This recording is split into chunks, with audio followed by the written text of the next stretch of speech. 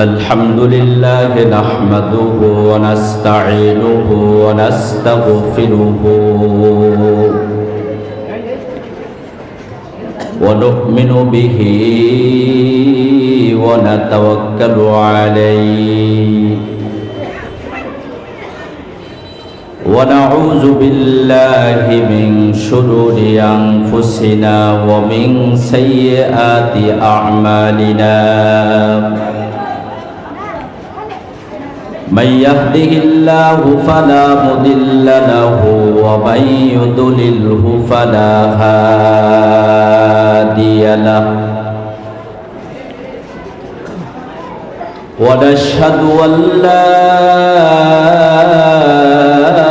إله إلا الله وحده لا شريك له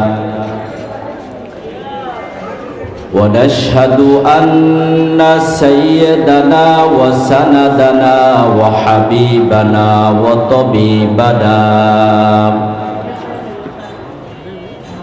وطبيب قلوبنا ومولانا محمدا عبده ورسوله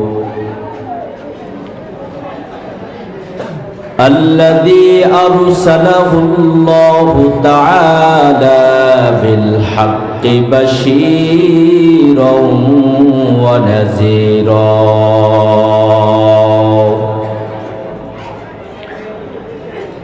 وداعيا إلى الله بإذنه وسراجا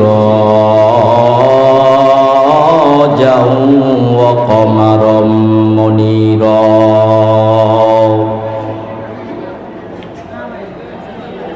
أما بعد فأعوذ بالله من الشيطان الرجيم بسم الله الرحمن الرحيم قل إن كنتم تحبون الله فاتبعوني يحببكم الله ويغفر لكم ذنوبكم والله غفور رحيم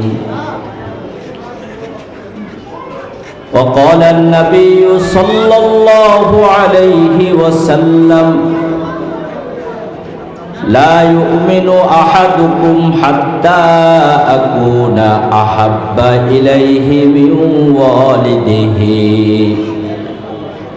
من والده وولده والناس أجمعين أو كما قال النبي عليه الصلاة والسلام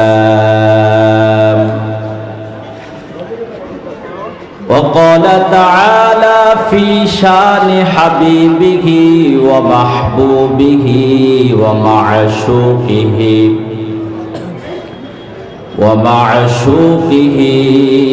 مخبرا وآمرا إن الله وملائكته يصلون على النبي يا أيها الذين آمنوا صلوا عليه وسلموا تسليما اللهم صل على محمد وعلى آل محمد সবাই মুহাব্বতে পড়ি আল্লাহুম্মা সাল্লি আলা মুহাম্মাদিন ওয়া আলা আলি মুহাম্মাদ কামা সাল্লাইতা আলা ইব্রাহিম ওয়া আলা আলি ইব্রাহিম إنك حميد مجيد اللهم بارك على محمد وعلى آل محمد كما باركت على إبراهيم وعلى آل إبراهيم إنك حميد مجيد कौनैन का मुख्तार खुदा तुमको बनाया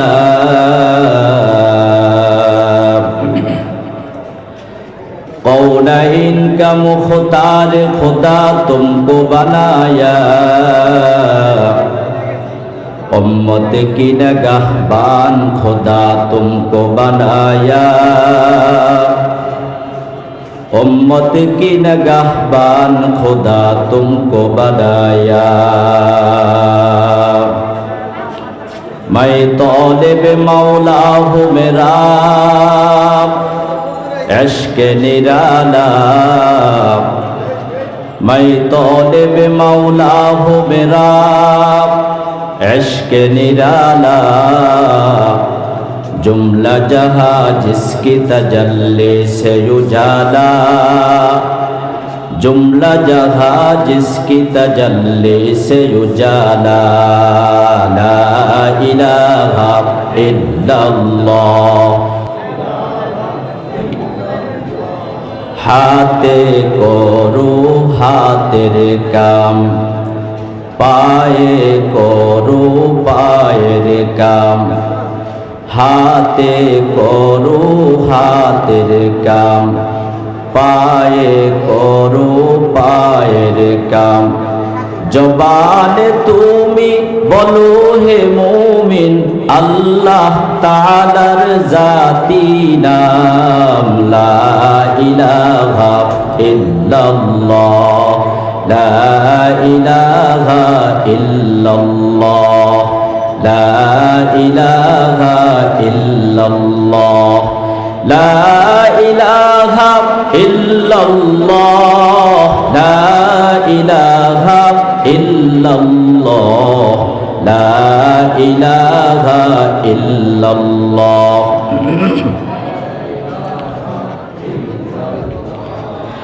ला इलाहा इल्लल्लाह मुहम्मदुर रसूलुल्लाह सल्लल्लाहु अलैहि वसल्लम अल्हम्दुलिल्लाह नबीनगर जामे मस्जिदेर मुसल्ली ओ एलाकाबासीर उद्योगे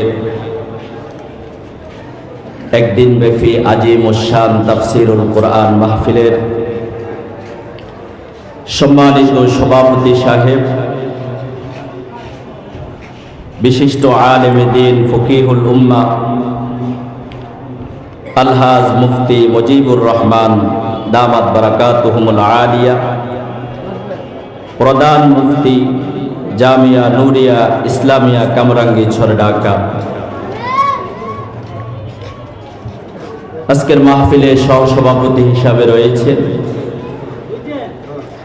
যিনি আমার পূর্বে আলোচনা করেছেন অত্যন্ত সুন্দর ভাষায় কোরআন এবং হাদিসের আলোকে নবীনগর জামে মসজিদের সম্মানিত খতিব মাওলানা মুহাম্মদ তাওহীদুল ইসলাম আবেদী সাহেব দামাত বারাকাতুহুমুল আলিয়া আরো গুরুত্বপূর্ণ আলোচনা করেছেন মাদ্রাসায়ে নূরে মদিনা কামরাঙ্গীরচর ঢাকায় সম্মানিত মুহতামিম সারা বাংলার নন্দিত ওয়াইস বিশিষ্ট আলেমে দ্বীন মুফতি আব্দুর রহমান বেতাকি সাহেব দামাত বারাকাতুহুমুল আলিয়া। আরো গুরুত্বপূর্ণ আলোচনা করেছেন মুফতি হাবিবুল্লাহ সুলাইমানী সাহেব দামাত বারাকাতুহুমুল আলিয়া। রব্বে কারীমের দরবারে লাখো কোটি শুকরিয়া যে আল্লাহ রব্বুল আলামিন আমাদেরকে অত্যন্ত দয়া এবং মায়া করে মহাব্বতের নজরে ভালোবেসে 10 মায়ের 10 সন্তানকে একত্রিত করে দুনিয়ার সমস্ত জামিলা থেকে ফারেক হয়ে আল্লাহ রব্বুল আলামিন আমাদেরকে জান্নাতি সামিআনার নিচে আসার এবং বসার তৌফিক দান করেছেন। এজন্য অন্তরের অন্তঃস্থল থেকে কালিমাতুশ শুকর আদায় করি আলহামদুলিল্লাহ। লক্ষ কোটি দুরুদ ও সালাম বিশ্ব মানবতার কান্ডারি মুক্তির দূত রহমতে দো আলম নবিয়ুল আরব ওয়াল আজম আফতাবে নবুয়ত ফখরে মাওজুদাত সাইয়্যিদুল মাখলুকাত হযরত মুহাম্মদুর রাসূলুল্লাহ সাল্লাল্লাহু আলাইহি ওয়াসাল্লামের প্রতি আজকের এই জান্নাতি সামিআনার নিচে আমরা বসতে পেরে খুশি না বেজার? আরো জোরে বলি, খুশি না বেজার? আলহামদুলিল্লাহ। রব্বে কারীম আমাদেরকে দুনিয়ার সমস্ত ঝামেলা থেকে ফারেক করে আল্লাহ তাআলার দ্বীনি আলোচনা শোনার জন্য বসার তৌফিক দান করেছেন। আজকের এই দিনের মধ্যে, আজকের এই সময়ের মধ্যে সারাদিন আমরা যত আমল করেছি সব চাইতে গুরুত্বপূর্ণ আমল এবং দামি আমল হইল আজকের এই বয়ানের মজলিসটা, যে মজলিসের মধ্যে বসলেও বান্দার সগীরা গুনাহ মাফ হয়ে যায়। সুবহানাল্লাহ। দৈনন্দিন আপনার আমার যত গুনাহ হয়, আমরা দৈনন্দিন যে সমস্ত গুনাহের মধ্যে লিপ্ত হয়ে যাই, রব্বে কারীম আমাদেরকে দ্বীনি আলোচনা শোনার মধ্য দিয়ে হতে পারে আজকের এই মজলিসটা কারোর জন্য শেষ মজলিস। কথা বলেন ঠিক কি ঠিক না? এখান থেকে ফিরে আমরা বাড়ি যেতে পারবো এর কোনো গ্যারান্টি নাই। রব্বে কারীম পৃথিবীর বুকে মানুষকে প্রেরণ করেছেন। আল্লাহ রব্বুল আলামিন বলেন, পৃথিবীর বুকে আমি আল্লাহ তোমাদেরকে প্রেরণ করেছি একমাত্র আমার ইবাদতের জন্য। সুবহানাল্লাহ। সর্বশ্রেষ্ঠ মাখলুক হিসাবে সর্বশেষ নবী পেয়ারা হাবিব মুহাম্মদ মুস্তাফা সাল্লাল্লাহু আলাইহি ওয়াসাল্লামের উম্মত হিসাবে আল্লাহ তাআলা আমাদেরকে কবুল করেছেন। আমরা খুশি না বেজার? আরো জোরে বলি, খুশি না বেজার? দুনিয়াতে আসার জন্য কোনোদিন দরখাস্ত করি নাই। বিনা দরখাস্তে আল্লাহ তাআলা আমাদেরকে আখেরি পয়গম্বরের উম্মত হিসাবে কবুল করেছেন। পয়গম্বর মূসা আলাইহিস সালাতু ওয়াস সালাম যখন তাওরাত কিতাব পড়তেছে, তাওরাতের মধ্যে বর্ণনা পাইলেন শেষ জামানায় কিছু উম্মত আসবে, কিছু মানুষ দুনিয়ার জমিনের মধ্যে পদার্পণ করবে, তাদের আমল আল্লাহ তাআলার দরবারে কখনো কখনো নবীদের আমলের সমতুল্য। সুবহানাল্লাহ। এবার পয়গম্বর মূসা নবী আল্লাহ তাআলার কাছে দোয়া করলেন, ও আল্লাহ, শেষ জামানার উম্মতগুলো আপনি আমাকে দান করুন। আল্লাহ তাআলা বললেন, না, এই উম্মতগুলোকে আমি নির্ধারণ করেছি আমার আখেরি পয়গম্বর সর্বশ্রেষ্ঠ বন্ধু মুহাম্মদ মুস্তাফা সাল্লাল্লাহু আলাইহি ওয়াসাল্লামের জন্য। তখন মূসা আলাইহিস সালাতু ওয়াস সালাম দোয়া করলেন, আল্লাহুম্মা জাআলনি ফি উম্মতি মুহাম্মদ। মুহাম্মাদুর রাসূলুল্লাহর এই উম্মতগুলো যদি আমাকে দান না করা হয়, কিয়ামতের ময়দানে আপনি যখন উম্মতদেরকে হাসরের ময়দানে উঠাইবেন, তখন পেয়ারা হাবিব মুহাম্মদুর রাসূলুল্লাহর উম্মতের সাথে আমাকেও আখেরি নবীর উম্মত হিসাবে আপনি উঠাইবেন। সুবহানাল্লাহ। তাইলে আমাদের দাম কম না বেশি? কি পরিমাণ বেশি? আমাদের জাতীয় পাখির নাম কি? সবাই বলেন, জাতীয় পাখির নাম কি? আচ্ছা বলেন তো, দোয়েল পাখি এটা আমাদের জাতীয় পাখি, এটা কি জানে? দোয়েল পাখি এটা আমাদের জাতীয় পাখি। দোয়েল পাখি কি জানে এই কথাটা? জানে না। কিন্তু দোয়েল পাখি তো আমাদের কাছে একটা সম্মানিত পাখি।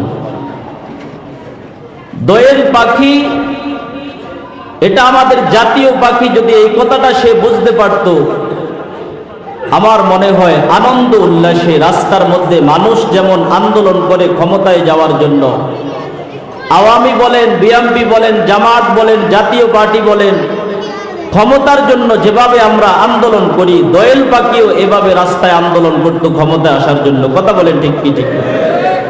এটা তো আমাদের জাতীয় পাখি, সেটা জানে না। রব্বে কারীম বলেন, ও দুনিয়ার মানুষেরা, আমি আল্লাহ তোমাদেরকে কত দামি করে পৃথিবীর বুকে প্রেরণ করেছি, তোমাদের দাম কত পরিমাণে বেশি। যদি তোমরা জানতা, রাত দিন 24 ঘন্টা আমার কুদরতি পায়ে সেজদা দিয়ে তোমরা পড়ে থাকতা। সুবহানাল্লাহ। বনি আদমের দাম আল্লাহ তাআলা অধিক পরিমাণে দিয়েছেন। সর্বশ্রেষ্ঠ নবীর উম্মত হিসাবে আল্লাহ তাআলা কবুল করেছেন, যে নবী গোটা জিন্দেগিটা ইসলামের জন্য বিলীন করে দিয়েছেন। বিশেষ করে নবুয়ত পাওয়ার পর থেকে 63 বছর পর্যন্ত আল্লাহর পয়গাম্বরের পুরা দেহটা ইসলামের জন্য বিলীন হয়েছিল। পেয়ারা হাবিব মুহাম্মদুর রাসূলুল্লাহর বিরুদ্ধে আচরণ যদি কেউ করে, ওই ক্ষেত্রে আখেরি নবীর উম্মত হিসাবে কে সুন্নি, কে ওয়াহাবি, কে লামাযহাবি, কে আহলে হাদিস, কে আওয়ামী, কে বিএনপি, কে জামাত, কে জাতীয় পার্টি, এটা দেখা আমাদের দরকার নাই। বিশ্ব নবীর পক্ষে স্লোগান দেওয়ার জন্য সকল উম্মত এক কাতারে দাঁড়িয়ে বেঈমানদের বিরুদ্ধে যুদ্ধ ঘোষণা করতে হবে। কথা বলেন ঠিক কি ঠিক না? আল্লাহর পয়গাম্বরের উম্মত হিসাবে আমরা সবাই এক। বাবার 4 সন্তান থাকতে পারে, 4 জন 4 পক্ষের, 4 জন 4 দলের হতে পারে, কিন্তু বাবার গায়ের মধ্যে যদি কেউ হাত দেয়, 4 সন্তানের মধ্যে আর কোনো ভেদাভেদ থাকে না। বাবার পক্ষে 4 সন্তান তখন এক হয়ে যে বাবার শত্রু ছিল, বাবার উপরে জুলুম করেছে, তার বিরুদ্ধে লড়াই করার জন্য প্রস্তুত হয়ে যায়। মুহাম্মদুর রাসূলুল্লাহ সাল্লাল্লাহু আলাইহি ওয়াসাল্লাম বলেন, দুনিয়ার জমিনে আমার উম্মত পৃথিবীতে থাকবে, দ্বীনের কাজ করবে, সহিহ আকীদায় তারা দ্বীনের পক্ষে থাকবে, দ্বীন মোতাবেক চলবে।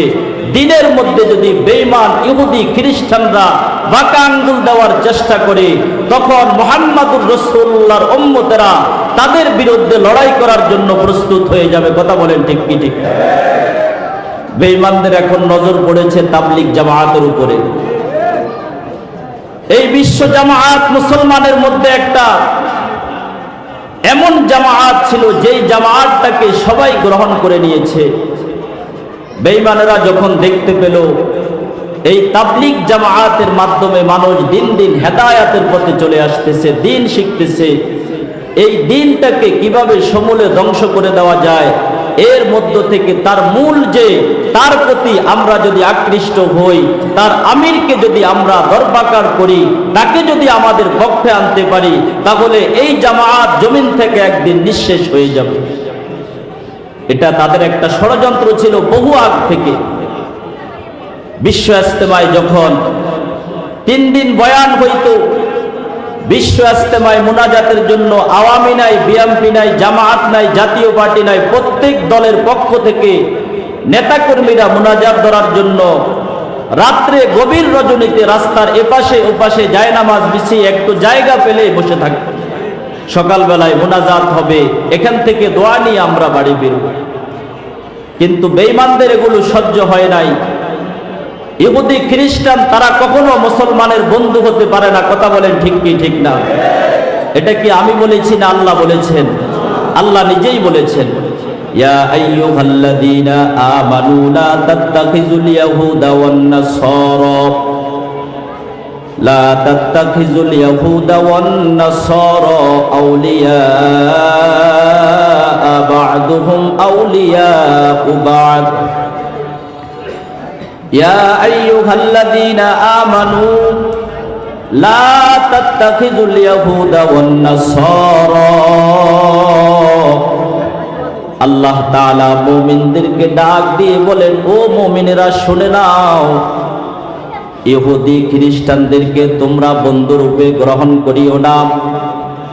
কারণ ইহুদি খ্রিস্টানরা কখনো তারা তোমাদের বন্ধু হবে না। বন্ধু বেশে যদিও তোমার পাশে চলে, যে কোনো সময় তোমাকে তোমার বিরোধিতা করার জন্য বেঈমানেরা প্রস্তুতি গ্রহণ করবে।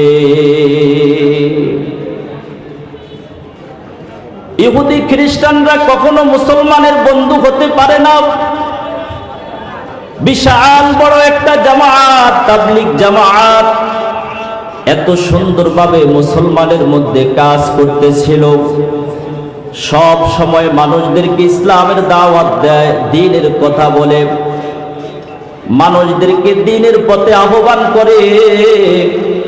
বেঈমানেরা যখন দেখলো এই দলটা যদি ধীরে ধীরে চলতে থাকে, একদিন না একদিন ইসলামের বিজয় হয়ে যাবে, সকল মুসলিম উম্মাহ ইসলামের পতাকা তলে চলে আসবে, দ্বীন দেশে কায়েম হয়ে যাবে।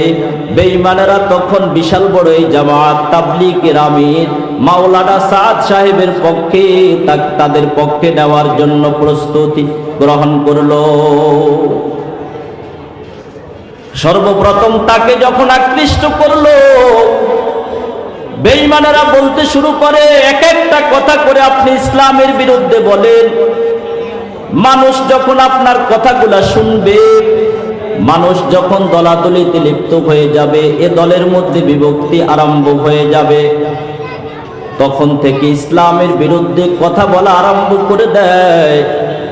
তাবলীগের আমির হয়ে যিনি বলে আল্লাহ তাআলার হাতের মধ্যে কোনো হেদায়েত নাই, যদি আল্লাহর হাতে হেদায়েত থাকতেন যুগে যুগে তিনি নবী পাঠাইতেন না। বলেন নাউযুবিল্লাহ।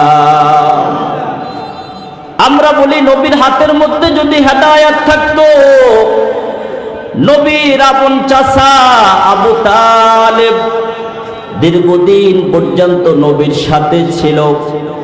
মক্কার কাফেররা আল্লাহর পয়গম্বরের বিরুদ্ধে যখন আবু তালেবের কাছে নালিশ দেয়, ও আবু তালেব, আরবের বড় লিডার আপনি, আপনার ভাতিজা মুহাম্মদ যদি আমাদের ধর্মের বিরুদ্ধে কথা বলে, আমাদের মূর্তির বিরুদ্ধে কথা বলে, আপনার ভাতিজা মুহাম্মদকে আমরা হত্যা করে ফেলবো।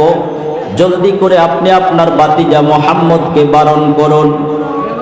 সারাদিন দিনের বেলায় দাওয়াত দেওয়ার পর আল্লাহর পয়গম্বর যখন বাসায় ফিরলেন, রাতের বেলায় আবু তালেব যখন শুনাইল, ভাতিজা মুহাম্মদ মূর্তির বিরুদ্ধে যদি কথা বলো, ইসলামের বিরুদ্ধে যদি কথা বলো, মক্কার আবু জাহিল উতবা সাহিবা তোমার বিরুদ্ধে আচরণ করবে, তোমাকে হত্যা করবে। জলদি করে এই সমস্ত কথাবার্তা থেকে তুমি বিরত থাকো।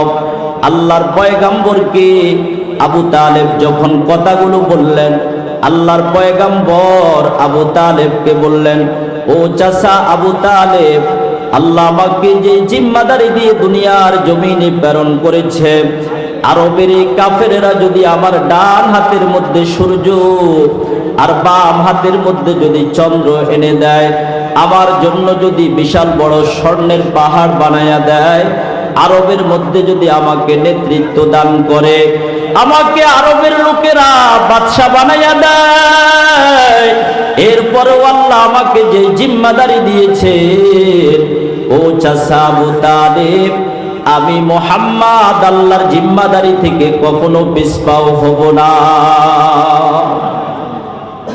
আবু তালেব যখন কথাটা শুনতে পাইলেন, আমার ভাতিজা মুহাম্মদকে আরবের কাফেরদের কথাগুলা যখন শুনাইয়া দিলাম, ভাতিজা মুহাম্মদ তো এক বিন্দু পিছপাও হবে না, এখন কি করা যায়? আবু তালেব এবার ঘোষণা দিলেন, ও ভাতিজা মুহাম্মদ, আমি আবু তালেব যতদিন বেঁচে থাকি পৃথিবীর বুকে, আমি আবু তালেব জিন্দেগিতে কোনোদিন তোমার থেকে দূরে থাকবো না। আমি আবু তালেব মৃত্যু পর্যন্ত আমি তোমার সাথে কাজ করব। মৃত্যু পর্যন্ত আবু তালেব মুহাম্মাদুর সাথে রাসূলুল্লাহর সাথেই ছিলেন। আল্লাহর পয়গম্বর আবু তালেবের মৃত্যুর সময় যখন কালিমাটা পড়ার জন্য বললেন, আবু তালেব আল্লাহর পয়গম্বরকে জবাব দেয়, ও বাতিজা মুহাম্মদ, এতদিন পর্যন্ত বাপদাদার ধর্মে ছিলাম, তোমার পক্ষে কাজ করেছি, তোমার ধর্ম গ্রহণ করি নাই। এখন যদি মৃত্যুর সময় তোমার ধর্মটা আমি আবু তালেব গ্রহণ করি, আরবের লোকেরা আমার বিরুদ্ধে আচরণ করবে। আবু তালেব মৃত্যু পর্যন্ত আমাদের সাথে ছিল। মৃত্যুর সময় আবু তালেব বাতিজার ধর্মটা গ্রহণ করেছেন। আল্লাহর পয়গম্বর বললেন, ও চাচা, ইসলামটা যদি আপনি গ্রহণ করে নেন, কালিমাটা যদি আপনি পড়ে নেন, আপনাকে জান্নাতে নেওয়ার জিম্মাদারি স্বয়ং আমি রাসূলুল্লাহ নিয়েছি। এরপরেও কি আবু তালেব কালিমা পড়েছেন? এরপরে তো আবু তালেব কালিমা পড়েন নাই। যদি মাওলানা সাদ সাহেব এ কথাটা বলে থাকেন, আল্লাহর হাতের মধ্যে কোনো হেদায়াত নাই, যদি থাকতেন যুগে যুগে আল্লাহ নবী পাঠাইলেন কেন? আমরা বলি নবীর হাতের মধ্যে যদি হেদায়াত থাকতেন, নবীর হাতের মধ্যে আবু তালেব কালিমা পড়লেন না কেন? তাহলে হেদায়াতের মালিক কে? আল্লাহ তাআলা। হেদায়াতের মালিক আল্লাহ তাআলা। আল্লাহ বলেন, আমি যাকে হেদায়াত দিই তার কপালের মধ্যে হেদায়াত রয়েছে। পয়গম্বরের সাহাবী ওমর রাদিয়াল্লাহু তাআলা আনহু আল্লাহর নবীর হাতের মধ্যে ইসলাম গ্রহণ করলেন। ওমরের কপালের মধ্যে হেদায়াত আল্লাহ পাক লিখেছেন। অথচ ওমর তরবারিটা নিয়ে আল্লাহর নবীকে হত্যা করার জন্য রওনা দিয়েছেন। দারুন নদওয়ায় যখন মিটিং বসলো, আবু জাহেল যখন বলল, বাতিজা মুহাম্মদ আমাদের বিরুদ্ধে আচরণ করে, আমাদের লাত উজ্জার বিরুদ্ধে আচরণ করে, আমাদের মূর্তির বিরুদ্ধে কথা বলে, বাতিজাকে যখন যে ব্যক্তি তাকে হত্যা করতে পারবে, আরবের মধ্যে সব চাইতে দামি উট ছিল আরবের লাল উট, 100 লাল উট, ওই ব্যক্তিকে পুরস্কার দেওয়া হবে। মুহাম্মদকে যে ব্যক্তি হত্যা করতে পারবে, আরবের মধ্যে সব চাইতে দামি উট, তার জন্য পুরস্কার স্বরূপ 100 উট দেওয়া হবে। ওমর রাদিয়াল্লাহু তাআলা আনহু এখনো পর্যন্ত ইসলাম গ্রহণ করেন নাই। সাথে সাথে ওমর তরবারি নিয়ে দাঁড়াইয়া যায়, আব্দুল্লাহর বেটা মুহাম্মদের গর্দান উড়িয়ে আমি এক্ষুনি নিয়ে আসবো।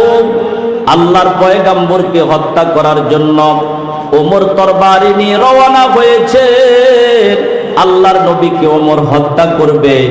তরবারি নিয়ে যখন বের হইলেন, প্রতিমধ্যে একজন ব্যক্তিকে দেখতে পাইলেন। জিজ্ঞাসা করলেন, ওমর কোথায় রওনা দিয়েছেন? বললেন, আব্দুল্লাহর বেটা মুহাম্মদ আমাদের মূর্তির বিরুদ্ধে কথা বলে, আমাদের ধর্মের বিরুদ্ধে কথা বলে, তরবারি দিয়ে তাকে কতল করে ফেলবো, তাকে হত্যা করার উদ্দেশ্যে রওনা দিয়েছি। ওই প্রতীক তাকে বললেন, ও ওমর, মুহাম্মাদুর রাসূলুল্লাহকে হত্যা করার জন্য তুমি রওনা দিয়েছ। মুহাম্মাদুর রাসূলুল্লাহকে হত্যা করার পূর্বে তুমি তোমার ঘরের খবর নাও। যেই মুহাম্মদ কালিমা পড়ার কারণে মুহাম্মদকে তুমি হত্যা করবা, ইসলামের পক্ষে কথা বলার কারণে মুহাম্মদকে তুমি হত্যা করবা, তুমি তোমার ঘরের খবর নাও। তোমার বোন আর তোমার ভগ্নিপতি বসে বসে কোরআন পড়তেছে। ওমর রাদিয়াল্লাহু তাআলা আনহু তখনো পর্যন্ত মুসলমান হন নাই। ওই দিক থেকে আল্লাহর পয়গম্বর দোয়া করেন, আল্লাহ, দুই ওমরের এক ওমরকে আপনি ইসলামের জন্য কবুল করে নেন। একজন ওমরের কথা বলা হয়েছে আবু জাহেল, আরেকজনের কথা বলা হয়েছে ওমর ইবনুল খাত্তাব। ওমর তরবারি নিয়ে আল্লাহর পয়গম্বরকে হত্যার উদ্দেশ্যে রওনা। পরামর্শ দিয়েছেন আবু জাহেল দারুন নদওয়া থেকে। ওই দিক থেকে মায়ার নবী রহমাতুল লিল আলামিন ওমরের ইসলাম গ্রহণ করার জন্য দোয়া করতেছে। তরবারি নিয়ে যখন ওমর রওনা দিয়েছেন, নিজের ঘরের মধ্যে গিয়ে দেখে বোন আর ভগ্নিপতি কোরআন পড়তেছে। ওমর যখন তরবারি নিয়ে বাসায় প্রবেশ করলেন, যে ব্যক্তি ওমর তার বোন আর ভগ্নিপতিকে কোরআন পড়াচ্ছে, ওমরের হাতের মধ্যে তরবারি দেখে যিনি কোরআন পড়াচ্ছেন কোরআনের শিক্ষক দরজার পাশে চলে গেলেন। ওমরের বোন আর ভগ্নিপতি বসে রইলেন। ওমর যখন ঘরের মধ্যে প্রবেশ করলেন, তাদেরকে জিজ্ঞেস করলেন, তোমরা কি পড়তেছ? বলে, আমরা কোরআন পড়তেছি। ওমর বলেন, যেই কোরআনের বাণী জমিন থেকে বিদায় করার জন্য আমি ওমর তরবারি নিয়ে রওনা হয়েছি। কোরআনের দ্বারক বাহক, যিনি মানুষদেরকে কোরআনের দাওয়াত দেয়, যার কোরআন তেলাওয়াত শ্রবণ করলে মানুষ যার দিকে আকৃষ্ট হয়ে যায়, যার চেহারা দেখলে মানুষ তার দিকে আকৃষ্ট হয়ে যায়, যার কথা শুনলে মানুষ তার দিকে আকৃষ্ট হয়ে যায়, যে দিক দিয়ে তাকায় আল্লাহর পয়গম্বরের চেহারার মধ্যে আল্লাহ তাআলা এত পরিমাণ নূর দিয়েছেন। পয়গম্বরে আরবি রাসূল আকরাম সাল্লাল্লাহু আলাইহি ওয়াসাল্লাম মায়ার নবী এত সুন্দর, আল্লাহ পাক পয়গম্বর ইউসুফ নবীকে যেমন সুন্দর বানাইলেন, তার চাইতে মায়ার নবীকে আল্লাহ আরো সুন্দর করে পৃথিবীর বুকে বানাইলেন। ইউসুফ নবীর চেহারাটা দেখে মিশরের নারীরা যেমন সহ্য করতে পারে নাই, জুলাইখা যখন ইউসুফ নবীকে কুকর্মের দিকে লিপ্ত করলেন, মিশরের নারীরা জুলাইখার বিরুদ্ধে আচরণ করলো। একজন যুবক তার চেহারা দেখে তুমি আকৃষ্ট হয়ে গেলা, তাকে গুনাহের দিকে লিপ্ত করলা। তখন জুলাইখা বললেন, ইউসুফকে তোমাদের সামনে দিয়ে দেওয়া হবে, আর প্রত্যেকের হাতের মধ্যে একটা করে চাকু আর একটা করে লেবু দেওয়া হবে। ইউসুফ পয়গম্বর যখন তোমাদের সামনে দিয়ে রওনা দিবে, ইউসুফ পয়গম্বরের চেহারা দেখে যদি তোমরা আপন অবস্থায় ঠিক থাকতে পারো, আমি জুলাইখার বিরুদ্ধে তোমরা যে অপবাদ দিচ্ছ এটা সঠিক হবে। ইউসুফ পয়গম্বর তাকে ঘরের মধ্যে প্রবেশ করাইলেন। মিশরের নারীদেরকে জুলাইখা যখন উপস্থিত করলেন, প্রত্যেকের হাতের মধ্যে একটা করে চাকু আর একটা করে লেবু দিলেন। ইউসুফের চেহারাটা তোমরা দেখবা, ইউসুফের চেহারাটা আল্লাহ তাআলা কত সুন্দর করে বানাইলেন। প্রত্যেকে যখন ইউসুফ পয়গম্বরের চেহারাটা দেখলেন, ইউসুফ পয়গম্বরের চেহারার দিকে তাকাইয়া আল্লাহর সৌন্দর্য দেখে প্রত্যেকে লেবু কাটবে, তার বিপরীতে তাদের আঙ্গুল কেটে ফেলে। এবার জুলাইখা বলতে শুরু করলেন যে ইউসুফের বিরুদ্ধে তোমরা আমাকে অপবাদ দিয়েছো, আমাকে নিয়ে ঠাট্টা বিদ্রূপ করেছ। ইউসুফের চেহারা দেখে তোমরা এখন সহ্য করতে পারলা না কেন? আম্মা জানা আয়েশা সিদ্দিকা রাদিয়াল্লাহু তাআলা আনহা বললেন, ইউসুফ নবীর চেহারা দেখে, সৌন্দর্য দেখে মানুষ যখন আকৃষ্ট হইলেন, হাতের মধ্যে আঙ্গুল কেটে কেটে ফেললেন। আল্লাহর পয়গম্বরের চেহারা ইউসুফ পয়গম্বরের চেহারা চাইতে আরো সুন্দর। রাতের বেলা অন্ধকারের মধ্যে আমি আয়েশা যখন ঘরের মধ্যে বসতাম, আমার হাতের মধ্যে সুই দিয়ে আমি মাঝে মধ্যে খেতা ছিলাইতাম, সুইটা মাঝে মধ্যে হারিয়ে যাইতো। আল্লাহর পয়গম্বরের চেহারার আলোর মাধ্যমে আমি আয়েশা মাঝে মধ্যে সুইটা খুঁজে নিতাম। जैसी सूरत ऐसी सूरत मिसले यूसुफ है जमाल, क्या करूं तारीफ तेरी सब जमालो सब कमाल, क्या करो तारीफ तेरी सब जमालो सब कमाल। আল্লাহর পয়গম্বর সম্পর্কে আম্মা জানা আয়েশা সিদ্দিকা রাদিয়াল্লাহু তাআলা আনহাকে যখন বললেন, ও আয়েশা, আল্লাহর নবীর আখলাক কেমন ছিল, আখলাক সম্পর্কে তুমি আমাদের কাছে একটু বয়ান করো। আম্মা জানা আয়েশা সিদ্দিকা রাদিয়াল্লাহু তাআলা আনহা বললেন, ও মায়ার নবীর আশিকেরা, যারা আল্লাহর পয়গাম্বরের আখলাক সম্পর্কে আমার কাছে প্রশ্ন করতেছ, তোমরা কি কোরআন পড়তে জানো কিনা? তারা বললেন হ্যাঁ আমরা কোরআন পড়তে জানি। এবার আল্লাহর পয়গাম্বর বললেন কানা খুলুকুল কোরআন, আল্লাহর পয়গাম্বরের জীবন আচরণ হয়েছিল কোরআন। কোরআন যাহা বল করতেন, আল্লাহর নবী যাহা করতেন কোরআনে তাহাই বলা আছে। কোরআন যেটা বলেছে আল্লাহর নবী তাহাই করেছে। বিশ্ব নবী মুহাম্মদ মুস্তাফা সাল্লাল্লাহু আলাইহি ওয়াসাল্লাম এটাই বললেন। আল্লাহর পয়গাম্বর দ্বীনের বাণীটা যখন মানুষের কাছে প্রচার করে, আব্দুল্লাহর বেটা মুহাম্মদ দ্বীনের বাণীটা যখন মানুষের কাছে বলে, আরবের কাফেররা সহ্য করতে পারে না। আল্লাহর পয়গাম্বরকে হত্যা করার জন্য দারুন নদওয়ায় মিটিং করে হযরত ওমর ফারুক রাদিয়াল্লাহু তাআলা আনহুকে প্রেরণ করলেন।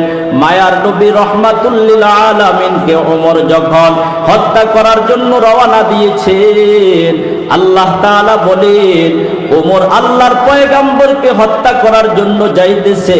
আসলে ওমর আল্লাহর পয়গাম্বরকে হত্যা করতে পারবে না। ওমর নিজেই আল্লাহর নবীর হাতের মধ্যে হাত রেখে ওমর কালিমা পড়ে ফেলবে।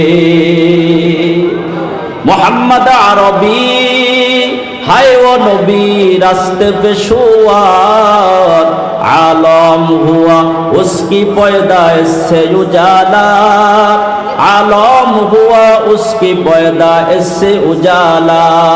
मोहम्मद को मोहब्बत रखो भाई दिल में हमेशा, मोहम्मद को मोहब्बत रखो भाई दिल में हमेशा, ताके शवी मर्दे का मालूम माते मुस्तफा, ताके शवी मर्दे का मालूम माते मुस्तफा।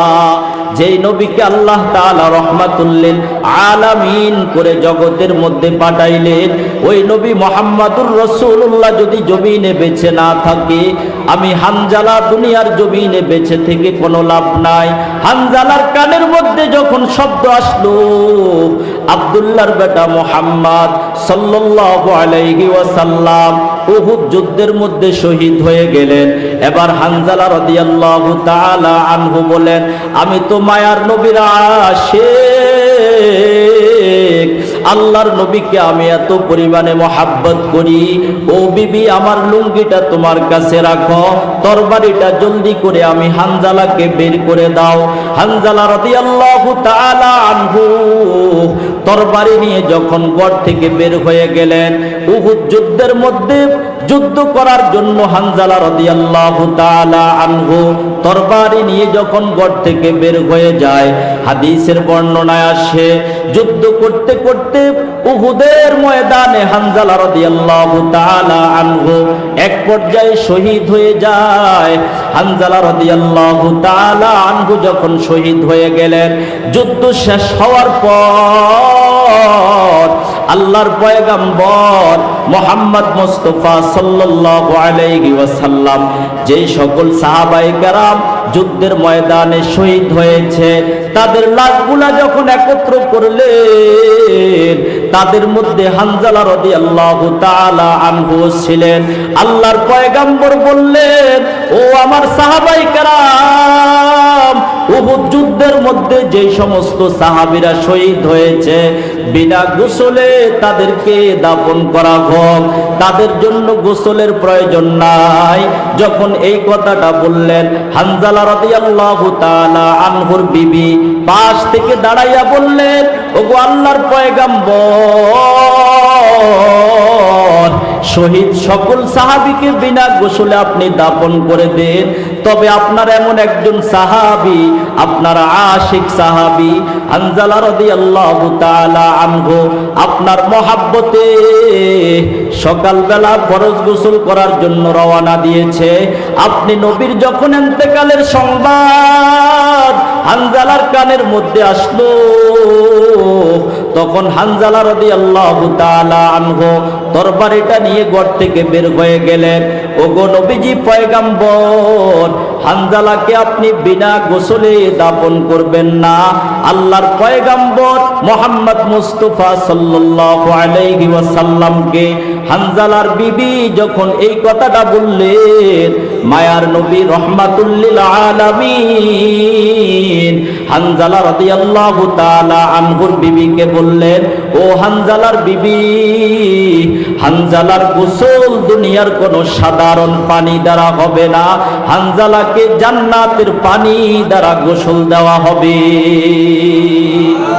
কেমন আশিক ছিলেন মায়ার নবী রহমাতুল লিল আলামিনের জন্য সাহাবায়ে কেরাম। ও নবীর উম্মত, একটাবার চিন্তা করা যায় আল্লাহর পয়গম্বরের কেমন আশিক ছিলেন।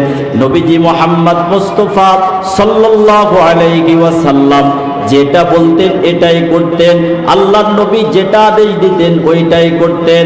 আল্লাহর পয়গম্বর মুহাম্মদ মুস্তাফা সাল্লাল্লাহু আলাইহি ওয়াসাল্লামকে যখন হত্যা করার জন্য ওই যে ওমর রওনা দিয়েছে, বোন আর ভগ্নিপতি কোরআন পড়তেছে, বোনের তেলাওয়াত শুনে ওমর ইসলামের দিকে আকৃষ্ট হয়ে যায়।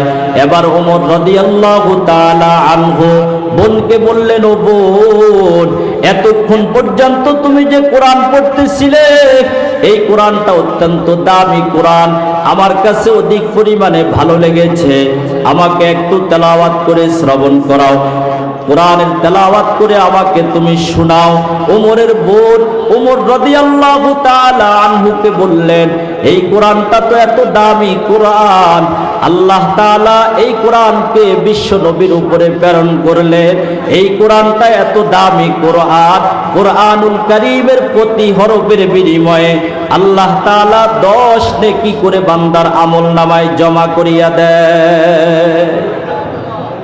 এক হরফ পড়লে 10 নেকি।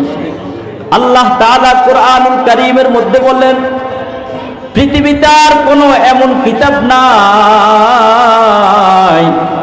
যেই কিতাব পড়লে প্রতি হরফে 10 নেকি পাওয়া যায়, কিন্তু আল্লাহ তাআলা কোরআনটাকে এত দামি করে বানাইলেন, কোরআনটাকে এত দামি করে বানাইলেন, কোরআনুল কারীম যদি কেউ পড়তে পারে এর মধ্যেও বান্দার যেমন গুনাহ মাফ হয়ে যায়, কোরআনুল কারীম যদি কেউ দেখে চোখ দিয়ে তাকাইলো তারপরেও বান্দার সগীরা গুনাহ মাফ হয়ে যায়। বলেন সুবহানাল্লাহ। আল্লাহর পয়গম্বর বিশ্ব নবী মুহাম্মদ মুস্তাফা সাল্লাল্লাহু আলাইহি ওয়াসাল্লাম বললেন, মান ক্বারাআল কুরআনা ফাস্তাযহারাহু ফাআহাল্লা হালালাহু ওয়া হাররামা হারামাহু ওয়া শাফাআহু ফি আশারাতিন মিন আহলি বাইতিহি কুল্লুহুম ক্বাদ ওয়াজাবাত লাহুমুন নার। আল্লাহর পয়গম্বর বললেন, যদি কোনো ব্যক্তি কোরআন পড়লো, কোরআন মোতাবেক আমল করলো, কোরআন মোতাবেক বান্দার জিন্দেগিটা গড়লো, এই কোরআনুল কারীম পড়নেওয়ালা হাফেজে কোরআন এই কোরআনুল কারীমের উপরে আমল করেছে, আল্লাহ তাআলা যদি কিছু মানুষকে জাহান্নামী বানায়া দেয়, ফেরেশতাদের মাধ্যমে জাহান্নামের বেড়ি পরাইয়া ফেরেশতারা জাহান্নামের দিকে নিয়ে যাচ্ছে, এই মুহূর্তে যদি হাফেজে কোরআন ডাক দিয়ে বলে, ও দয়ার মালিক, ও দয়ার আল্লাহ, পৃথিবীতে আমি কোরআন পড়েছি, কোরআনের উপরে আমল করেছি, কোরআন মোতাবেক আমার জিন্দেগিটা গড়েছি, আজকে কোরআনুল কারীম পড়ার বদৌলতে আমি তোমার কাছে সুপারিশ করতেছি এমন 10 জন জাহান্নামী যাদেরকে জাহান্নামের বেড়ি পরানো হইল, জাহান্নামের দিকে যাদেরকে ডাক দিয়ে নিয়ে যাওয়া হচ্ছে, আমি সুপারিশ করতেছি তাদেরকে জাহান্নাম থেকে মুক্তি দিয়ে তুমি জান্নাতের ফয়সালা করিয়া দাও। হাফেজে কোরআন আল্লাহর কাছে সুপারিশ করবে, হাফেজে কোরআন সুপারিশ করতে দেরি, আমার আল্লাহ হাফেজে কোরআনের সুপারিশকে কবুল করতে দেরি করবেন না। কোরআনুল কারীম যারা পড়বে, বুঝিয়া পড়ুক আর না বুঝিয়া পড়ুক, প্রতি হরফে কত নেকি? সবাই বলেন কত নেকি? কিন্তু তাবলীগের আমির সাহেব মাওলানা সাদ সাহেব তিনি বলেছেন, কোরআন শরীফ পড়ার জন্য বুঝিয়া পড়া শর্ত, না বুঝিয়া পড়লে কোরআনের কোনো নেকি হয় না। বলেন নাউযুবিল্লাহ। একজন আমির সাহেব যিনি বলেছেন আল্লাহর হাতে কোনো হেদায়াত নাই, আল্লাহর হাতে হেদায়াত থাকলে যুগে যুগে নবী পাঠাইতেন না। তিনি তাবলীগের বিশ্ব জামাতের আমির হওয়ার যোগ্যতা রাখে না। একজন আমির সাহেব যখন বলে কোরআনুল কারীম না বুঝিয়া পড়লে কোনো নেকি হয় না, তিনি বিশ্ব জামাতের আমির হওয়ার যোগ্যতা রাখে না। একজন আমির সাহেব যখন বলে ইমাম সাহেব ইমামতি করে যে টাকা গ্রহণ করবে, মাদ্রাসা পড়িয়ে যে টাকা গ্রহণ করবে, তার পূর্বে একজন বেশ্যা জিনাহ করার কারণে যেই টাকা উপার্জন করবে, ওই বেশ্যা নারী ইমামের আগে জান্নাতে প্রবেশ করবে। বলেন নাউযুবিল্লাহ। ইসলামের বিরুদ্ধে আচরণ করনেওয়ালা, নবীর বিরুদ্ধে কথা বলনেওয়ালা, যেই কথা বলুক, চাই সে আমার পরিবারের হোক, চাই সে আমার আপনজন হোক, চাই সে আমার বাবা হোক, যে কেউ ইসলামের বিরুদ্ধে আচরণ করবে তাকে কখনো আমরা একজন এভাবে ইসলামের বিরুদ্ধে আচরণ করনেওয়ালাকে তাবলীগ জামাতের মতো বিশাল বড় জামাতের আমির মানতে পারি না। কথা বলেন ঠিক কি ঠিক না? এটাই আমরা যারা সাদ গ্রুপ তাদেরকে বুঝাইতে চাই। মাওলানা সাদ সাহেব ইসলামের বিরুদ্ধে আচরণ করেছে, তাকে আমরা তাবলীগের আমির দীর্ঘদিন পর্যন্ত মেনেছি, আমাদের মধ্যে কোনো দ্বিধাদ্বন্দ্ব ছিল না। যখন তিনি এই কথাগুলা বলেছেন, কোরআনের অপব্যাখ্যা করেছেন, তখনই আমরা বলেছি যতক্ষণ পর্যন্ত এই কথাগুলা তিনি রুজু না করবে, তাওবা না করবে, ততক্ষণ পর্যন্ত তাকে আমরা আমির মানব না। কথা বলেন ঠিক কি ঠিক না? এই সমস্ত কথা যেই বলুক, আজকে যারা ইসলামের দোহাই দিয়ে মানুষের মধ্যে কালিমার দাওয়াতের কথা বলে, মানুষের কাজে ইসলামের কথা বলে, মানুষদেরকে ইসলামের দিকে আকৃষ্ট করার কথা বলে, টঙ্গীর ময়দানের মধ্যে নিরীহ মুসলমানের উপরে রাত 3টার পরে ষড়যন্ত্র করে হামলা করে, এরা কখনো ইসলামের সঠিক জামাত হতে পারে না। কথা বলেন ঠিক কি ঠিক না? কোনো হামলাকারী আর সন্ত্রাসীকে ইসলাম জায়গা দেয় না। আজকে সেনাবাহিনীকে যখন প্রশ্ন করা হলো, আপনারা টঙ্গীর ময়দানে আশেপাশে থাকার পরে এই ময়দানের মধ্যে কিভাবে এত বড় হামলা হইল, তখন সেনাবাহিনী জবাব দেয়, আমরা কিভাবে চিহ্নিত করব? যারা হত্যা করেছে তাদের গায়ের মধ্যে জামা আছে, যাদেরকে হত্যা করেছে তাদের গায়ের মধ্যে জুব্বা আছে, যারা তবলীগের এই টঙ্গীর ময়দানে ফিতনা ছড়িয়েছে তাদের মুখের মধ্যে যেমন দাড়ি আছে, যাদেরকে হত্যা করেছে তাদের মুখের মধ্যে দাড়ি আছে। তাহলে দুই দল থেকে সঠিক দলকে আমরা কিভাবে নির্বাচন করব? এটাও ইসলামের মধ্যে বিশাল বড় ধোঁকা।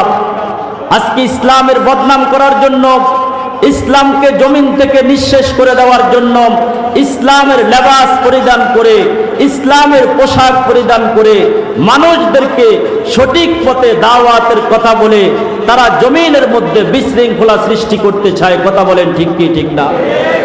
তাদেরকে বাছাই করার জন্য সঠিক আমাদেরকে বুঝতে হবে, ওলামায়ে কেরামের পক্ষে থাকতে হবে। কারণ যারা ময়দানের মধ্যে হামলা করতেছে তাদের গায়ের মধ্যে তো জুব্বা, দাড়ি, টুপি একই। যারা ময়দানের মধ্যে ইবাদত করতেছে তাদের গায়ের মধ্যে জুব্বা আছে, দাড়ি আছে, টুপি আছে, ইসলামের মানুষের মতো মনে হচ্ছে।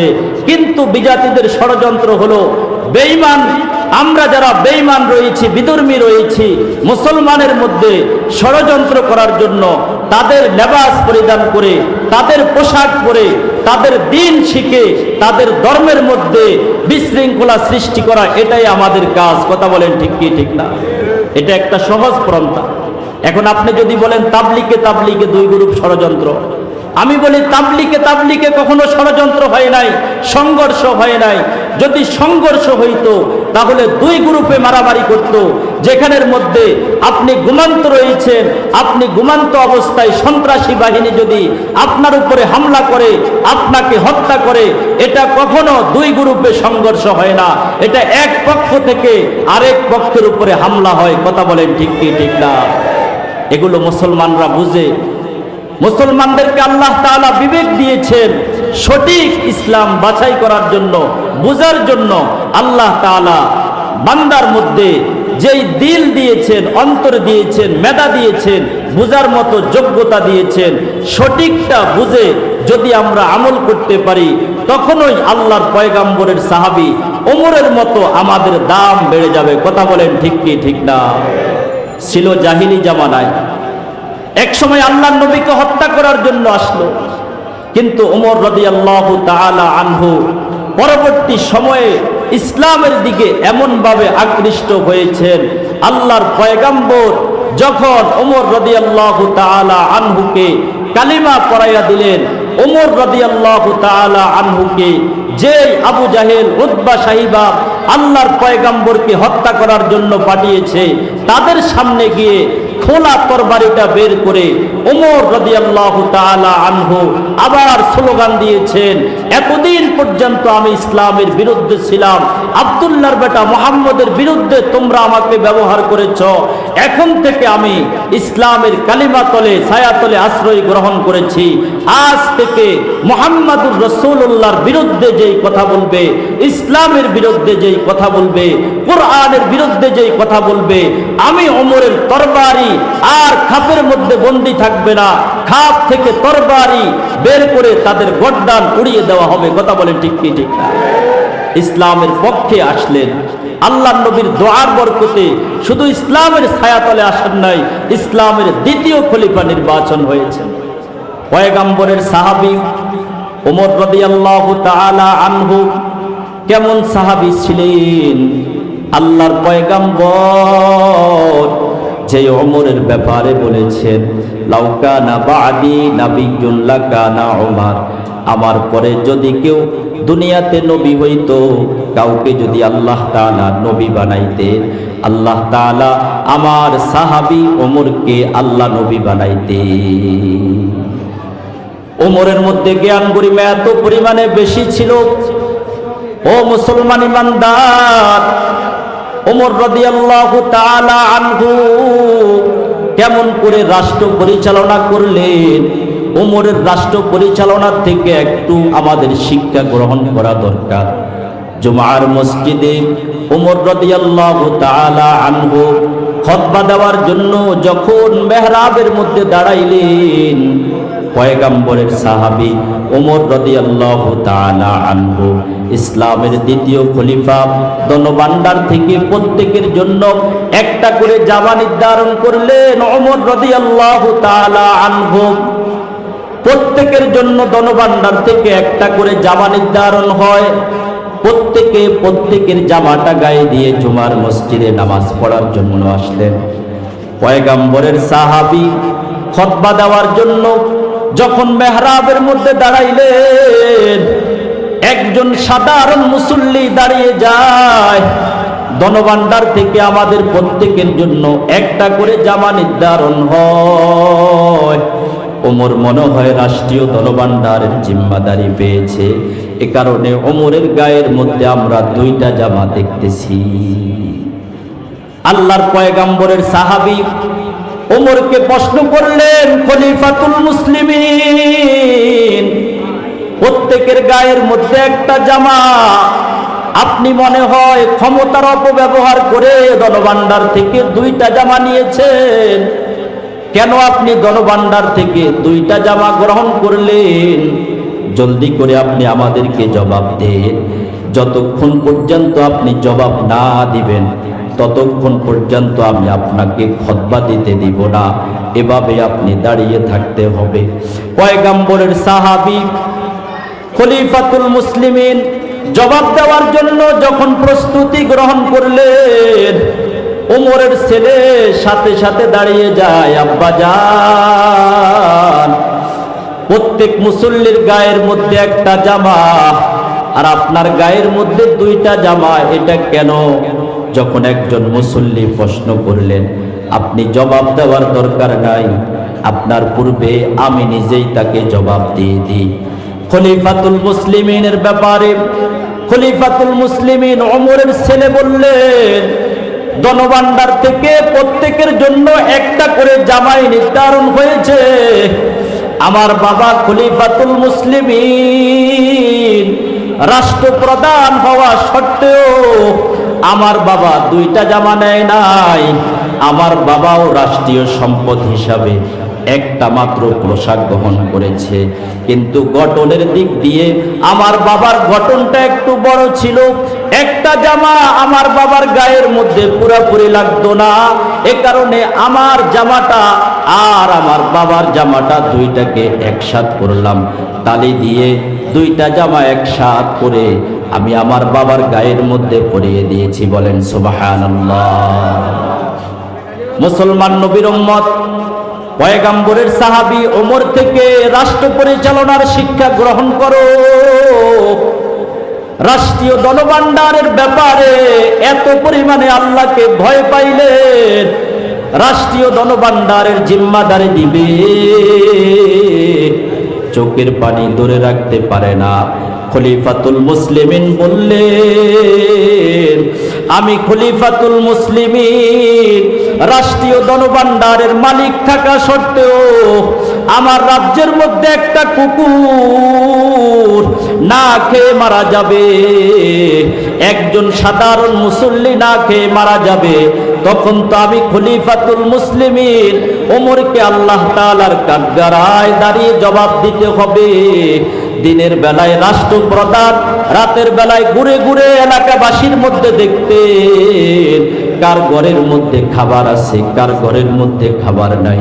খলিফাতুল মুসলিমিন রাতের বেলা যখন সফর করার জন্য ঘর থেকে বাইর হইলেন, দেখতেছে একজন নারী আল্লাহর কাছে নালিশ দিতেছে, ও আল্লাহ, আমাদের রাজ্যের মধ্যে একজন রাষ্ট্রপ্রধান ছিলেন, আছে যার নাম হলো খলিফাতুল মুসলিমিন, দীর্ঘদিন পর্যন্ত আমার ঘরের মধ্যে খাবার নাই, সন্তানগুলা ছোট ছোট সন্তানগুলা কান্না করতেছে। খলিফাতুল মুসলিমিন যখন আল্লাহর বান্দি এই কথাটা আল্লাহর কাছে নালিশ দেয়, এই অবস্থায় খলিফাতুল মুসলিমিন তার খাদেম আসলামকে সাথে নিয়ে বাড়িয়ে বাড়ি দেখার জন্য গেলেন।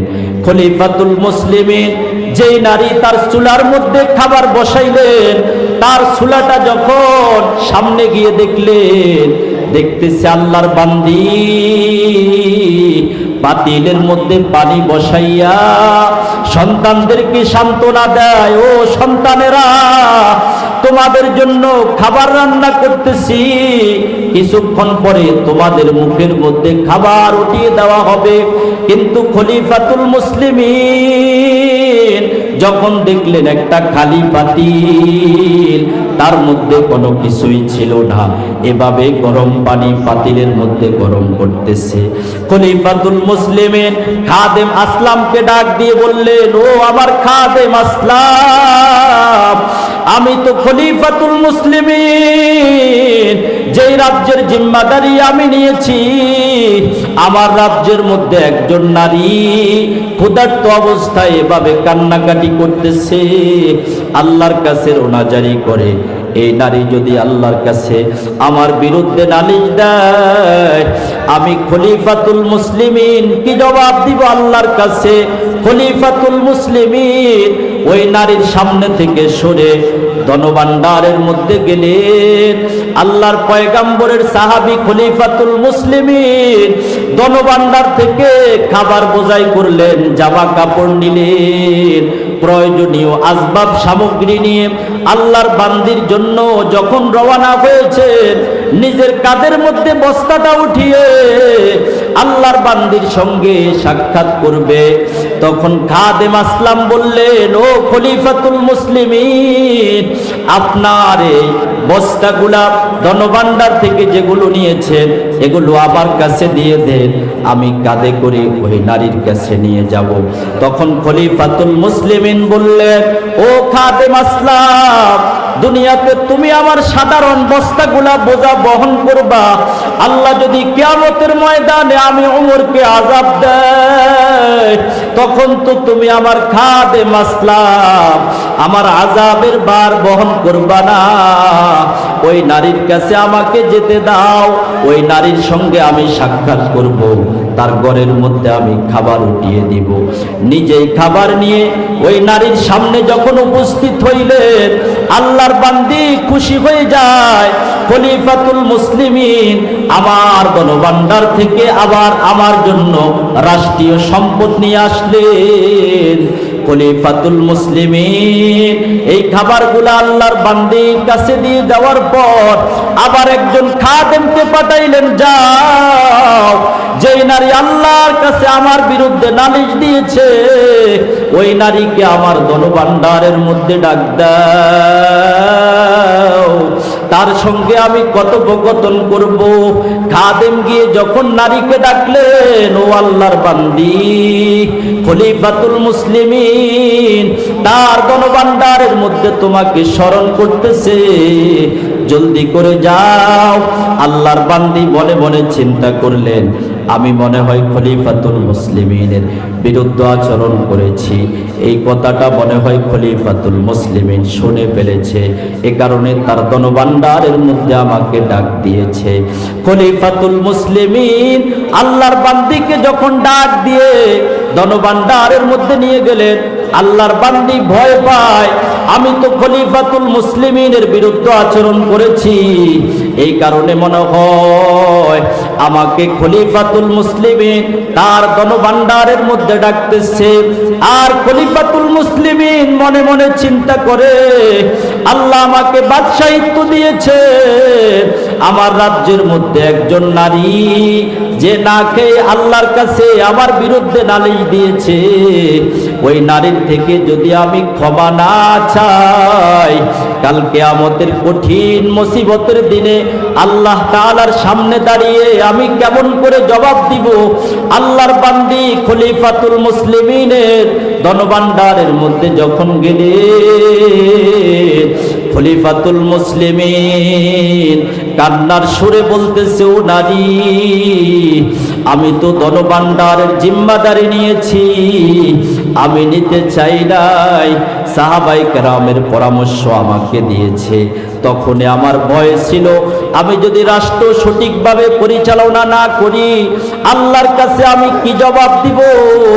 যখন আমি রাত্রের বেলায় প্রত্যেকের বাড়ি পরিদর্শনের জন্য গেলাম, তুমি যখন আল্লাহর কাছে আমার বিরুদ্ধে নালিশ দিয়েছ, আমার কলিজায় কম্পন সৃষ্টি হয়েছে, তুমি যদি আমাকে ক্ষমা না করো আল্লাহ হতে পারে আমাকে ক্ষমা করবে না, আজকে তুমি আমাকে মাফ করিয়া দাও। খলিফাতুল মুসলিমিন একজন রাষ্ট্রপ্রধান হওয়া সত্ত্বেও একজন নারীর কাছে ক্ষমা চেয়েছেন জাহান্নাম থেকে বাঁচার জন্য। জাহান্নামের ভয় এত পরিমাণ সাহাবায়ে কেরামের অন্তরের মধ্যে ছিল, রাত দিন 24 ঘন্টা জাহান্নামের ভয় অন্তরের মধ্যে ছিল। আল্লাহর পয়গাম্বর বলেন, কবরের আযাব সম্পর্কে তোমরা মাঝে মধ্যে চিন্তা করো, আল্লাহর কাছে পানাহ চাও, কবরের আযাব বড় কঠিন। মাঝে মধ্যে কবরের আযাব বান্দাকে দেখিয়ে দেওয়া হয়।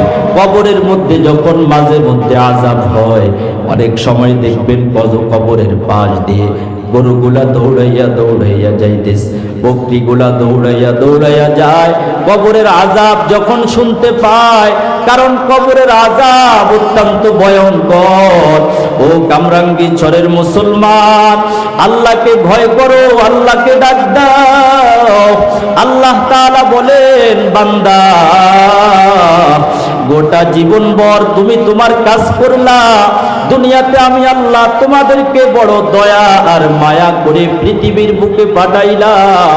দিল থেকে আমি আল্লাহর কাছে তাওবা করো, আমি আল্লাহকে ডাক দাও। তোমার গুনাহ যদি পাহাড় পরিমাণও হয়, কান্নার সুরে আমি আল্লাহর কাছে ক্ষমা চাও। আবার রহমত থেকে নৈরাশ হইও না।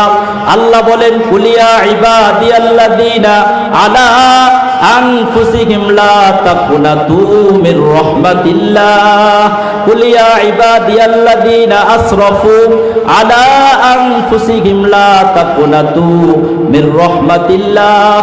ও নবী, পৃথিবীর বুকে মানুষদেরকে আপনি জানায়া দিন, যারা নফসের উপরে জুলুম করেছে, অধিক পরিমাণে অন্যায় করেছে, লা তাকনাতু মির রাহমাতিল্লাহ, তারা যেন আমার রহমত থেকে নৈরাশ না হয়। আমি আল্লাহ রহমতের ধনভাণ্ডার নিয়ে বান্দার দিকে তাকাই আছি, কখন জানি আমার বান্দা আমাকে একটু আল্লাহ বলিয়া ডাক দেয়। বনি ইসরাইলের মধ্যে একজন লোক এমন ছিলেন, 30 বছর যাবত আল্লাহকে ডাক দেয় নাই, আল্লাহর কথা কোনোদিন স্মরণ করে নাই। আল্লাহ তাআলা ফেরেশতাদেরকে বললেন, ও ফেরেশতারা, 30 বছর যাবত বান্দা আমাকে ডাক দেয় নাই, আমার কথা স্মরণ করে নাই, বান্দার শাহরগের মধ্যে ধরে তোমরা এমন ভাবে টান দাও, হতে পারে আমার বান্দা আমার কথা স্মরণ করবে। ফেরেশতারা আল্লাহ তাআলার অনুমতি পেয়ে বান্দার শাহরগের মধ্যে ধরে যখন টান দিলেন, বান্দার সাথে সাথে আল্লাহ বলিয়া চিৎকার দিলেন। আল্লাহ তাআলা বলেন, রে গোলাম, আমি আল্লাহ কুদরতি নজর দিয়ে তোমার দিকে তাকাইয়া আছি, 30 বছর যাবত তুমি আমি আল্লাহকে ডাক দাও নাই, আমার কথা স্মরণ করো নাই, আমি আল্লাহকে আল্লাহ বলিয়া ডাক দাও নাই। তুমি যখন জাহান্নামের দিকে পাও বাড়াইতেছো, আমি আল্লাহর বড় মায়া হয়েছে, ফেরেশতাদের মাধ্যমে আমি আল্লাহ তোমাকে আমার কথা স্মরণ করিয়া দিলাম। ও গোলাম, পৃথিবীর বুকে আমি আল্লাহ তোমাকে বড় দয়া আর মায়া করে সৃষ্টি করলাম। আমি আল্লাহ ইচ্ছা করলে তোমাকে মানুষ না বানাইয়া অন্য কোনো পানির ঘরের মধ্যেও দিতে পারতাম, অন্য কোনো মাখলুক আমি আল্লাহ তোমাকে বানাইতে পারতাম। দিল থেকে আমি আল্লাহর কাছে তাওবা করো। ইয়া আইয়ুহাল্লাযীনা আমানু তুবু ইলাল্লাহি তাওবাতান নাসুহা।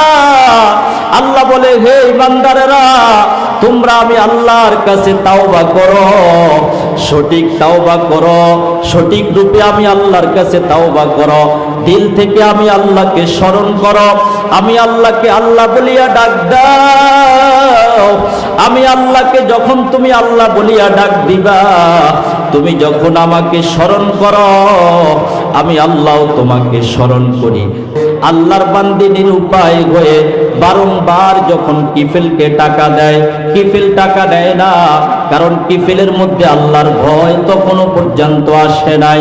আল্লাহর বান্দী কিফিলের ডাকে যখন প্রস্তুত হয়ে গেলেন, কিফিল নামক জালেম যখন বললেন, আল্লাহর বান্দী আমাকে কিফিল নামক জালেম বললেন, যখন কিফিল আমাকে বারবার ডাকতেছে, আল্লাহর বান্দী বললেন, কিফিলের কাছে যাওয়ার পর কিফিল যখন জিনাহের কাজের মধ্যে লিপ্ত করার জন্য আল্লাহর বান্দীকে প্রস্তুতি গ্রহণ করবে। মুসলমান ইমানদার, কিফিলের ঘটনাটা শোনানোর মাধ্যমে আমার উদ্দেশ্য হলো, খাঁটি দিলে যদি কোনো মানুষ তাওবা করে, কেমন ভাবে আল্লাহ তাআলা বান্দাকে মাফ করিয়া দেয়, এই ঘটনার থেকে আমরা বুঝতে পারবো।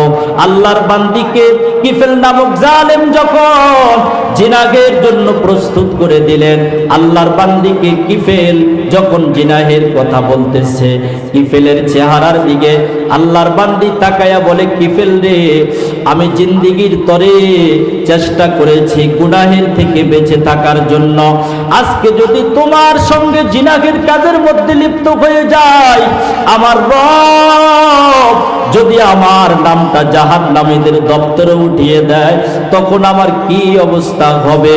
এই কথাটা বারংবার কিফিলকে বলে, জাহান্নামকে ভয় করো, আল্লাহকে ভয় করো, দুনিয়া এই সমস্ত আযাবের চাইতে জাহান্নামের আযাব অত্যন্ত কঠিন, জাহান্নামের আযাব সহ্য করার মতো তোমার ক্ষমতা নাই, তখন তোমার কি পরিণতি হবে। আল্লাহর বান্দী কিফিলের চেহারার দিকে বারংবার যখন এই কথাটা তাকিয়ে বলে, কিফিল নামক জালেম দেখলেন রমণীর চোখ থেকে পানি জরজর করে বেয়ে বেয়ে জমিনে পড়তেছে। এবার কিফিল নামক জালেম আল্লাহর বান্দীর চোখের মধ্যে যখন পানি দেখলেন, কিফিল মনে মনে চিন্তা করলেন, ও দয়ার মালিক, জীবন বড় অন্যায়ের কাজ করেছি, জীবনটা গুনাহের মধ্যে কাটিয়ে দিয়েছি। আজকে রমণীর চোখের মধ্যে পানি দেখে আমি কিফেল সহ্য করতে পারি না। জীবন বড় অন্যায়ের কাজ করলাম, আজকে আমি কিফেল ওয়াদাবদ্ধ হইলাম, আজকের পর থেকে আর কোনোদিন গুনাহের কাজ করব না। খাঁটি দিলে তাওবা করতেছি, ও দয়ার মালিক তুমি আমাকে মাফ করিয়া দাও। রমণীকে বললেন তোমার টাকা দেওয়ার প্রয়োজন নাই, আমার সঙ্গে জিনাহের কাজ করারও প্রয়োজন নাই। আল্লাহকে আমি ভয় করি, জাহান্নামের ভয় আমার অন্তরে প্রবেশ করেছে। রমণী যখন তার বাড়ির দিকে রওনা, কিফেল যখন তার কামরায় গেলেন, যে রাত্রিতে কিফেল সর্বশেষ তাওবা করেছেন, এ রাত্রিতে তাওবাটা আল্লাহর দরবারে অধিক পরিমাণে কবুল হয়েছে। রব্বে কারীম বলেন, কিফেল রে, আজকের খাঁটি দিলের তাওবাটা আমি আল্লাহর কাছে অধিক পরিমাণে কবুল হয়েছে। আমি আল্লাহ তোমার খাঁটি দিলে তাওবার কারণে তোমার তামাম জীবনের সমস্ত গুনাহ খাতা আমি মাফ করিয়া দিলাম। খাঁটি দিলে তাওবা করেছেন, রব কিফেলের তাওবাটা পছন্দ করেছেন, কিফেলকে ক্ষমা করে দিয়েছে। যে রাত্রিতে কিফেল তাওবা করলেন, কিফেলের তাওবাটা আল্লাহর কাছে কবুল হয়েছে। ওই রাত্রিতে কিফেলের ইন্তেকাল। সকালবেলা যখন কিফেলের দরওয়াজাটা বন্ধ হয়ে আসে, সকালবেলা সূর্য ওঠার পরেও সবাই যখন দেখতেন কিফেল নামক জালেম সকাল হওয়ার পরপরই কিফেলের দরওয়াজাটা খোলা থাকে, আজকে কিফেলের দরওয়াজাটা বন্ধ কেন? অত্যন্ত গভীর মনোযোগ দিয়ে শুনুন মুসলমান ইমানদার। এলাকাবাসী যখন কিফেলের ঘরের মধ্যে গেলেন, যখন দরজাটা একটু ভিতর থেকে দরজা ভেঙে কিফেলের ঘরের দিকে তাকাইলে দেখতেছে কিফেল আজকে রাত্রিতে কিফেলের ইন্তেকাল হয়ে যায়। এলাকার মানুষেরা চিন্তা করলেন, এলাকার একজন জালেম মারা গেছে, আজকের পর থেকে কিফেল থেকে এলাকার রমণীরা মুক্তি পাবে। আজকের পর থেকে কিফেল আর গুনাহের কাজ করতে পারবে না। এলাকার মানুষের মধ্যে আনন্দ উল্লাস শুরু হয়ে যায়। এলাকার জালেম মারা গিয়েছে, মানুষ মিষ্টি বিতরণ শুরু করে দেয়, আনন্দ উল্লাস করে। ওই দিক দিয়ে আল্লাহ পাক বলেন, কিফেলের ইন্তেকালে তোমাদের আনন্দ হওয়ার কিচ্ছু নাই। আজকে যে কিফেল খাঁটি দিলে তাওবা করেছে, কিফেলের দরওয়াজার মধ্যে শব্দ উঠে যায়, কদে গফারাল্লাহু লিল কিফেল। আল্লাহ তাআলা কিফেলের তামাম জীবনের সমস্ত গুনাহ খাতা মাফ করিয়া দিয়েছেন। বলেন সুবহানাল্লাহ। যে আল্লাহ তাআলা একজন জিনাহকার খাঁটি দিলে আল্লাহর কাছে তাওবা করেছে, রব যদি ক্ষমা করতে পারেন, আমরাও যদি খাঁটি দিলে ইখলাসের সাথে আল্লাহর কাছে তাওবা করি, আর জিন্দেগিতে গুনাহের কাজ করব না, মিথ্যা কথা বলবো না, গুনাহে কবিরাত থেকে বেঁচে থাকব, জিন্দেগিতে কোনোদিন কোরআনের বিরুদ্ধে আচরণ করব না, ইসলামের বিরুদ্ধে আচরণ করব না, জিন্দেগিতে কোনোদিন মাদ্রাসা মসজিদের বিরুদ্ধে আচরণ করব না। খাঁটি দিলে তাওবা করেছি। যেই রব কিফেলকে ক্ষমা করে দিয়েছেন, এই রব ইচ্ছা করলে আমাদেরকেও মাফ করে দিতে পারেন কি পারেন না? আরো জোরে বলুন, পারেন কি পারেন না? এ কারণে খাঁটি দিলে আল্লাহর কাছে তাওবা করা। আজকের এই মজলিস থেকে একটা সবক নিয়ে যাওয়া, রব্বে কারীম পৃথিবীতে যত অন্যায় করেছি তোমার কাছে তাওবা করতেছি, জিন্দেগির তরে আর কোনোদিন অন্যায়ের কাজ করব না। পারবো তো ইনশাআল্লাহ? আল্লাহ তাআলা সংক্ষিপ্ত সময়ে যে কথাগুলো বলেছি, এই কথাগুলোর উপরে আল্লাহ তাআলা আমাকে সর্বপ্রথম আমল করার তৌফিক দান করুক। আপনাদের এই বসাকে আল্লাহ তাআলা কবুল করুক। আলহামদুলিল্লাহ, কিছুক্ষণ ভাঙ্গাচোরা কথা বলেছি, চাতক পাখির মতো বসে শুনেছেন, মনটা ভরে গেল। আল্লাহ তাআলা আমাদের এই মজমাকে কবুল করুক। সকলে বলুন আমিন। ওয়া আখিরু দাওয়ানা আনিল হামদুলিল্লাহি রাব্বিল আলামিন। আসসালামু আলাইকুম ওয়া রাহমাতুল্লাহি ওয়া বারাকাতুহু।